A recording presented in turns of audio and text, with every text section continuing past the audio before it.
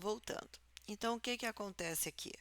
Ah, aqui está falando de todos e quaisquer projetos, toda e qualquer transformação na vida que está havendo, quando você passa para a faculdade, quando você termina a faculdade. Isso aqui é quando você está preparado para entrar no mercado de trabalho, você está preparado para inaugurar sua loja, você está preparado para você tomar a decisão de se casar, de ir até a igreja, se casar. Aqui é quando os projetos eles estão sendo formatados, você já existe um contexto, existe legitimamente alguma coisa e ela está ganhando forma, mas ela ainda está em sigilo, ela ainda não é visível a todos e para todos. É alguma coisa que ainda tramita em segredo, em sigilo. Aqui já começa a ser visto, né? Já começa a ser percebido que você, o seu projeto, a sua conclusão da faculdade, a sua loja, já passam, as pessoas já sabem que tipo de loja vai ser.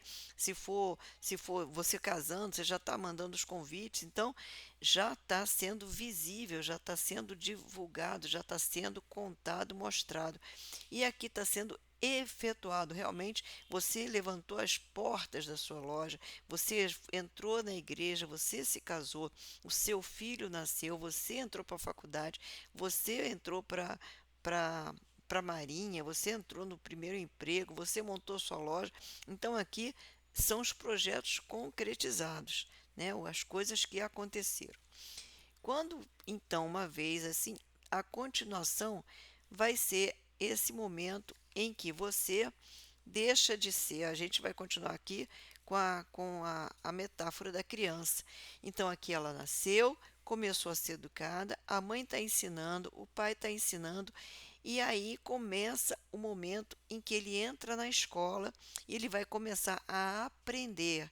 Ele vai começar a aprender como é a vida, o respeito, a moral, a identidade, que existe alguma coisa que aqui você começa a falar em Papai do Céu, você nele tem, aí já existe o Natal e aquele bom velhinho, que é a primeira representação do Papai do Céu, né? Representação para a criança, para ela compreender que existe alguma coisa maior do que ela. Então começa ali o Papai do Céu, tem o batizado, aí você leva na igreja, e ali você já começa a dar orientação espiritual também para a criança.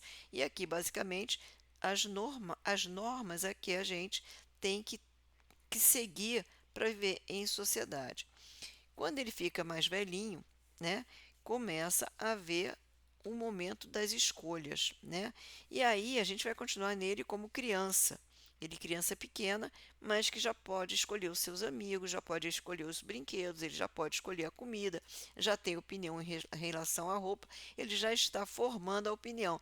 Ele tem os mais velhos que ensinam, ele tem os coleguinhas iguais e ele tem uma orientação espiritual, ele tem, já começa a mostrar a personalidade com qual ele está vestindo esse corpo, ou seja, ele tem um espírito, internamente ele tem uma personalidade, ele tem uma alma que o anima e que tem as características já inerentes a esse ser que foi colocado no mundo, a esse espírito que está no interior dele. Então aqui está representado tudo, está representado a orientação externa, a orientação espiritual e as escolhas dos colegas, dos amigos, dos companheiros e das companheirinhas, né, dos amigos, do que gosta das coisas que ele tem foco. Nesse período aqui, a mãe ela já tem uma percepção da tendência desse filho.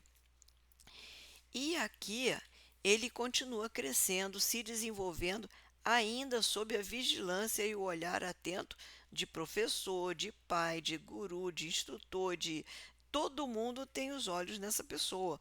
E ele sabe que ele está sendo visto e que ele está sendo acompanhado e está sendo orientado e para ele encontrar um caminho. E aqui ele está fazendo as escolhas, encontrando o caminho. Mais na frente vai permanecer essa estrutura, só que as escolhas vão se tornar cada vez mais sérias, mais importantes. A escola, o curso que ele quer fazer, aqui que o nível de empenho que ele vai ter para obter esse resultado, né? Que é quando ele vai buscar a mãe, pai, eu quero fazer engenharia, eu quero fazer medicina, eu quero ser professor de educação física, eu quero ser geóloga, bióloga, enfim.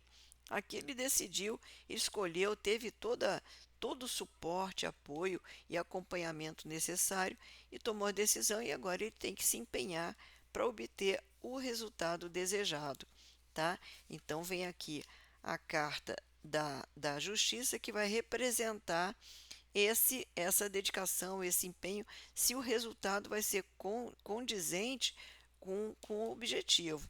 Teve a orientação, teve o suporte, teve o apoio, fez as escolhas, precisa ter uma determinação, um afinco, né? Ter uma perseverança e ele vai colher os frutos do projeto a que ele se empenhou. Qual foi o empenho dele? Ele vai ter o resultado. O resultado, se for positivo, ele vai entrar na faculdade.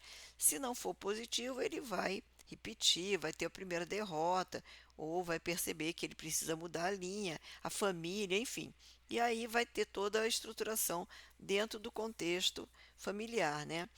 Se ele conseguiu tudo isso, ele vai caminhar para a sua maturidade, passando ou não passando, entrando ou não entrando na faculdade ou no curso, ou seja onde for, entrando ou não, independente de qualquer coisa, ele adquiriu um aprendizado, ele já está bem mais maduro e ele já percebeu que ele devia ter estudado mais se ele não entrou, se ele estudou bastante e entrou, ele perceber o que que ele quer, onde é que ele quer chegar, como ele quer chegar. Ele tem toda uma maturidade, ele tem toda uma expectativa em cima de si próprio, né? Isso aqui são as expectativas dele em relação a ele mesmo, os projetos, o que que ele quer fazer e bom ou ruim, seja lá o que for, ele sabe que ele é responsável. A partir daqui, quem vem gritando com vocês é o destino, que todos nós estamos sujeitos às intempéries, aos contratempos que o destino nos preparou e prepara sempre para todo mundo. Não, não é para mim, não é para você, para todos nós. E aí começa a ter a consciência de que ele não vai ter o pai, a mãe, o irmão, o tio, o professor a vida inteira ali para ele poder ter um suporte, ter um apoio, não. Agora a brincadeira ficou mais séria, tá? Agora é o destino e tá com ele. Ele que vai precisar ter essa. Vou botar mais retinho aqui. Ele, você no caso, né? Essa pessoa é que ela vai ter que ter a maturidade para vivenciar os altos e baixos da vida, tá? Porque a vida de todo mundo ela é composta de altos e baixos. Você tem um projeto, você monta ele, ele vai ter o período dele, vai ficar funcionando e você vai começar um novo projeto, uma nova fase, um novo momento, enfim, ou você vai ficar se repetindo. Pode criar uma nova fase ou pode você se repetindo. Não deu certo, mas você insiste. Não deu certo, você insiste. Pode acontecer também. É uma questão de destino e de determinação e de você mesmo com você, que é quando aparece aqui a força associada à carta da roda que ela vem falando.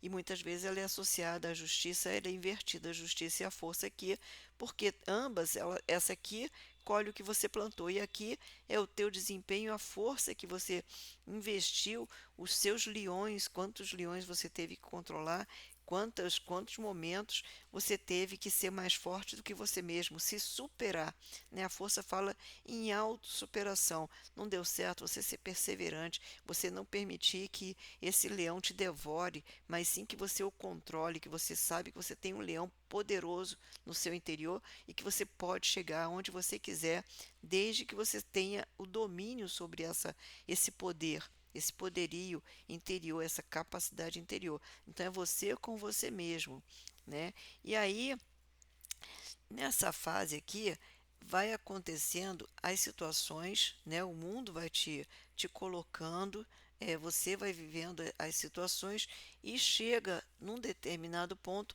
onde você aqui não é mais só você. Você entrou no mundo, você está na sociedade, você está no mundo corporativo, você concluiu sua faculdade, você já está numa idade madura, você entrou no seu primeiro trabalho, então sua vida, né, ela continua em movimento, você teve que vencer os seus leões e você começa a lidar com muitas pessoas, muitas situações, e essas situações, elas demandam que você tenha um equilíbrio, porque no, os encontros, eles não são feitos lineares, eles têm altos e baixos, entre pais, entre filhos, entre irmãos, entre marido e mulher, entre chefe e empregado, empregado e empregador, entre sempre existe de altos e baixos. É por isso que tem que haver sempre a conversa, sempre tem que haver, porque quando a pessoa está numa situação dessa, é porque ela ela percebe que precisa haver alguma mudança, ela tem que mudar o comportamento dela, mas em função de algum contexto social em que ela esteja inserido, ela vai ter uma dificuldade muito grande de quebrar esse paradigma, quebrar essa linha onde ela vinha caminhando, tá? Ela saiu debaixo das asas dos pais, ela entrou num casamento, ela entrou no emprego, ela entrou no mundo real, e no mundo real ele é composto por muitas outras pessoas e que você muitas vezes fica preso, fica presa por conta desses contextos, né? Então aqui, sempre que você tem um enforcado, você realmente, e normalmente você não precisa de detalhe, porque você, enquanto consulente, você sabe os processos que você está passando, você sabe as dificuldades, então eu não preciso adivinhar. Você já vem falando, eu estou numa situação assim, o que que vai se desenrolar a partir daí? Tá? Então, nós vamos direto. É como você não vai tomar um analgésico porque está com uma dor para tirar a dor. Você já vai no médico. Isso aqui é o médico que já vai direto, vai dizer o que que você está passando, o que que você tem e o que que você precisa fazer. O próximo arcano ficou com 12, ficou meio longo, mas eu vou concluir essas duas cartas. O próximo arcano está falando dos cortes necessários, das mudanças. Quando você toma essa atitude, quando você percebe, você faz, você toma a atitude, você sai dessa posição de dependência dos contextos, das circunstâncias, e você toma a rédea, você domina o seu leão e tem a certeza de que você pode realmente mudar, passar para outro, sua vida realmente vai recomeçar. E aí, quando você tem essa união aqui, você saiu de um contexto, cortou completamente, mudou, renascendo, tá? Renasceu das cinzas. Você tem toda uma experiência, experimentou milhões de coisas e está na hora de modificar. E aí você vai começar de novo a reconstruir. Você vai precisar de um tempo para montar todo esse teu tabuleiro de damas novamente. De damas não, de aí você já está jogando xadrez, tá? Você já está montando o seu tabuleiro para jogar a próxima partida de xadrez, tá? Então, vamos lá. Muito obrigada e eu vou dar continuidade no próximo vídeo. Fiquem com Deus. Um beijo.